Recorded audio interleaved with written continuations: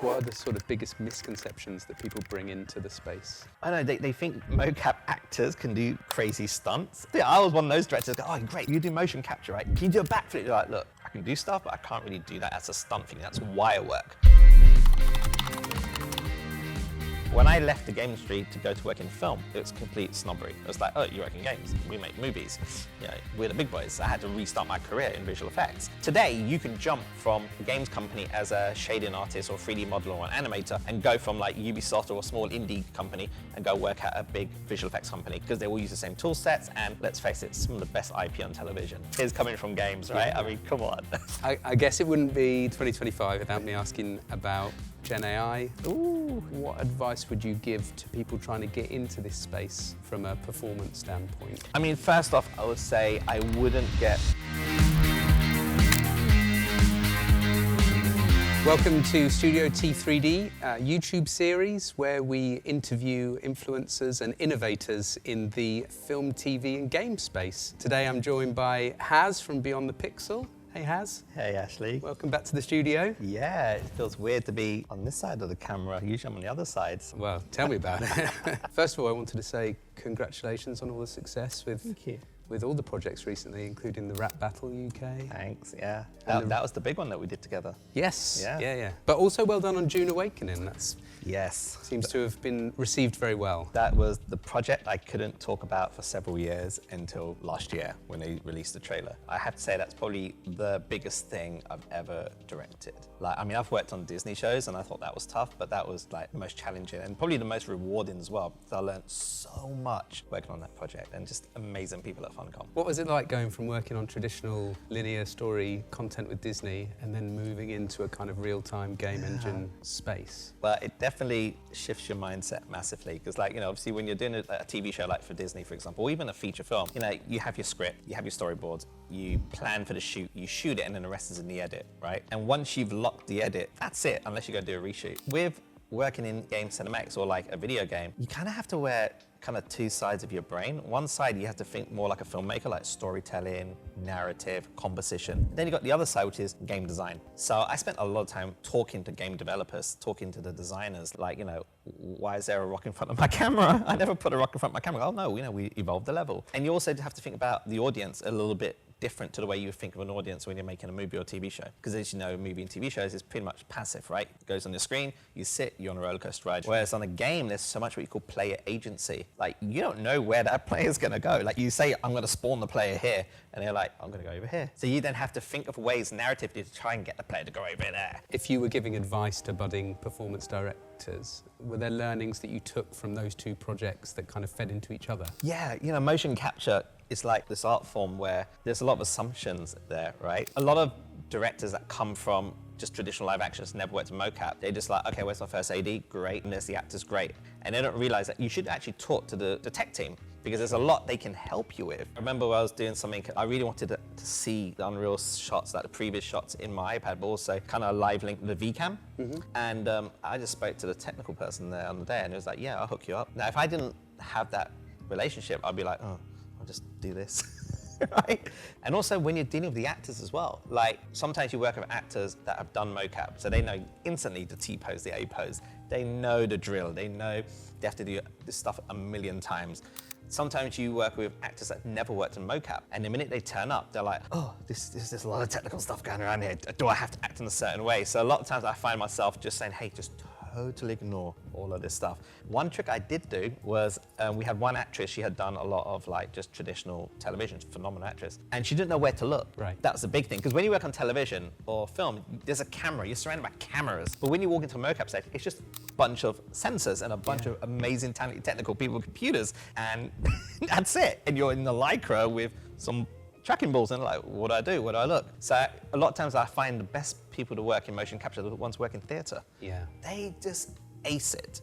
So what I ended up doing with this one particular actress was I actually got a camera and I had a feed on it. And I'm like, okay, we're shooting this movie. Just treat it like a live action shoot. All of a sudden, the psychology completely changed. Yeah. She's like, okay, I got the lens here. Okay, I'm looking over here. Right, go for it. So a lot of it is psychology. Did you find there are any situations where the allure of motion capture technology maybe gets in the way of storytelling? Yeah, I mean, technology in general can be very overwhelming. You know, look, I'm the classic victim of it. When I first used UE4, I'm like, let's throw everything in it. Particles, explosion. I got so overwhelmed with the tech, like in the fact that my camera moves are floating everywhere. I'm like, oh, we can do the cameras like this. We can do things with the lens and break it. We do some splines. Yeah, do some crazy stuff. And then you'll watch it in the edit. You're like, why does this feel weird? And you're like, okay, let's go back to basics. You have your wide shot and you have your over singles. That still carries in video games to the max, and it should be carrying in Unreal as well. Filmmaking 101 basics, man. Doesn't matter what tech you're using, just go back to basics. I guess if you were offering some advice in those terms, what are the sort of biggest misconceptions that people bring into the space? I don't know, they think mocap actors can do crazy stunts, and I feel like there's a difference between stunt people and actors. I was one of those directors go, oh, great, so you do motion capture, right? Great.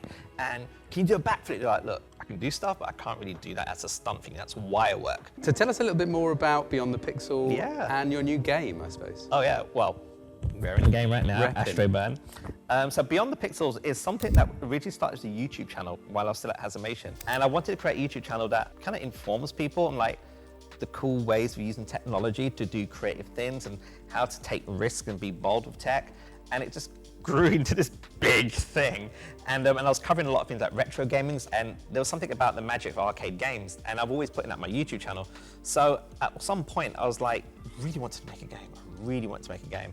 And I'm like, God, you know, life's short, and I can't do two things at once. So that's when I decided I have to exit Hazimation and just focus on Beyond the Pixels. And Beyond the Pixels, essentially, it's a games development company, but really it's a games company that is trying to recreate how we used to make games back in the mid-90s, which is small teams, focused scope, and all about playable gameplay. Okay, and then you find that the games network is more welcoming than perhaps the film and TV? It's a bit of a leading question there.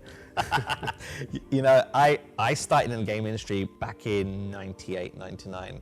When I was still at uni, I did an internship. And then I worked at places like Codemasters on Colin McRae Rally. I worked at Kuju in Nintendo on Battalion Wars. And the game industry was different, but the same. What I mean from that is it's still the same as it's today, where everyone's just super cool, super hungry just to make really cool stuff. But it's changed in terms of like how it's received in the industry. Like when I left the game industry to go to work in film, it was complete snobbery. It was like, oh, you work in games, we make movies. You know, we're the big boys. I had to restart my career in visual effects. Today, you can jump from a games company as a shading artist or 3D modeler or an animator and go from like Ubisoft or a small indie company and go work at a big visual effects company because they all use the same tool sets, and let's face it, some of the best IP on television is coming from games, right? Yeah. I mean, come on. I guess it wouldn't be 2025 without me asking about Gen AI. Ooh. What advice would you give to people trying to get into this space from a performance standpoint? I mean, first off, I would say I wouldn't get so worried about AI taking over acting jobs or anything like that. Yes, the visual effects industry is getting a big hit at the moment on that, because if you think about the way visual effects works, you know, you have rotoscoping, which is a really tedious, laborious task to cut out every single frame, right? To put stuff behind.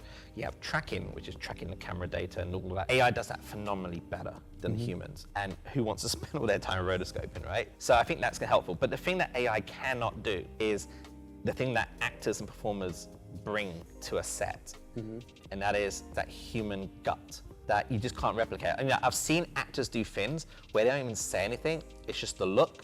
I'm like, damn. And I don't see AI. AI can't do it because AI can't replicate emotions to a certain degree. It can only replicate what it's already out there. It's scraping, right? Now, that's not to say AI is crap. No, absolutely not. I feel like right now we have a responsibility to use AI in the most ethical way, but also use it smartly. Because look, let's face it, dude, it's not going away. So now, instead of like saying, oh no, let's just figure out how to use it smartly. And there's a lot of people around the world doing that. You mentioned about maybe not needing rotoscopers or maybe not getting bogged down in paint or whatever it might be that Sorry to all the outsourced companies. Yeah.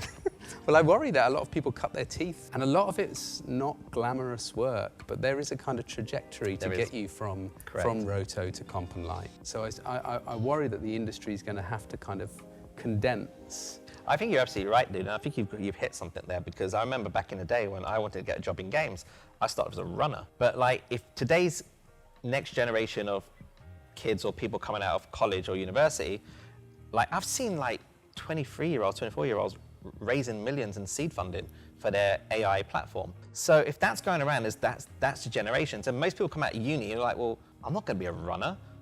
I mean, I can just go work for an AI company doing this. I don't need to do rotoscoping if I'm working in visual effects. Well, that's an optimistic look. I like it. You kind of have to, dude. I guess if you were looking back over your journey, which has been pretty far-reaching, is there any kind of car crashes or like nightmare project that you're allowed to talk about? I was going to say, I would say, look, I'll tell you one thing. Yes, I've had a fantastic trajectory in my career, but throughout that journey, I've had tons of like really negative times. I've had times where I failed constantly. And I feel like it's so important to acknowledge your failures. I think we're in this culture, dude, that people are afraid to talk about their failures. Like, actually, I openly say this, like, we did the movie Max Beyond. That came out last year. Now, bear in mind, my first feature film, The Beyond, I've got to think about the word beyond, haven't I? Damn, I just realized that now. The movie Max Beyond, which was done in Unreal 4, it was very, very like, you know, like it was groundbreaking at the time, and it was done in UE4, and Epic kind of gave mega grants on it. It was everywhere. Now, my first movie, The Beyond, was a live action film.